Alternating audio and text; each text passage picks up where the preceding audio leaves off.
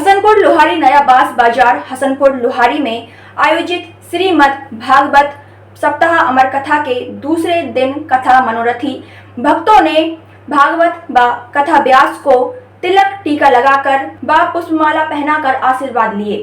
ब्रह्मचारी मुन्ना शुक्ला ने स्वास्ति वाचन किया। कथा के दूसरे दिन कथा वक्ता साध्वी रमा शास्त्री जी महाराज ने कहा कि भागवत महात्म्य में 3 वक्ता व्यास पीठ पर बैठकर कथा कह रहे हैं।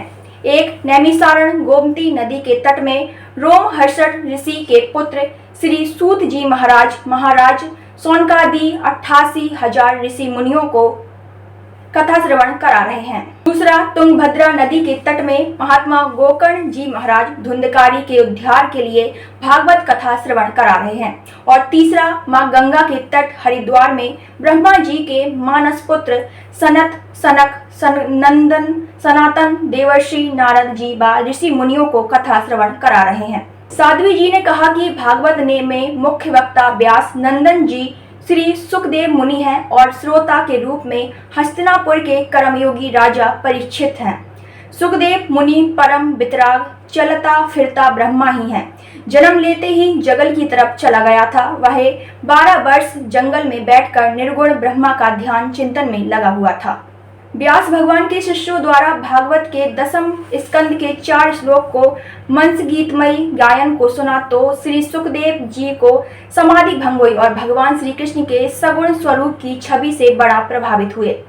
बाद में सुखदेव मुनि अपने पिता के पास आते हैं और विधिवत संन्यास दीक्षा ग्रहण कर भागवत कथा का श्रवण करते हैं। भागवत महापुराण को लेकर श्री सुखदेव मुनि जंगल में चले जाते हैं। 4 वर्ष तक सगुण ब्रह्मा का चिंतन करते हैं। अब सुखदेव मुनि की आयु 16 वर्ष की हो गई। इस बीच हस्तिनापुर के राजा परीक्षित, जिसने संत का अपमान कर बैठता है, परिणाम स्वरूप समीक ऋषि के पुत्र रिंगी ऋषि 7 दिनों में तक्षक नाग के काटने से मृत्यु होने का श्राप दे देते हैं। राजा परीक्षित को विदित हो जाने पर अपने युवा पुत्र जन्मेजय को हस्तिनापुर के गद्दी में बैठाकर पीला कपड़े पहनकर गंगा किनारे सुप्रताल में आ जाते हैं। वहीं श्री सुखदेव मुनि राजा परीक्षित को पूरी भागवत कथा का श्रवण कराते हैं। इस अवसर पर साध्वी कोमल महाराज ने भी भक्तों को संबोधित किया। कथा मध्य भजन गप गायक नरेश कुमार ने सुंदर श्री कृष्ण भजन गाए। अंत में भागवत भगवान की आरती पश्चात प्रसाद वितरण किया गया।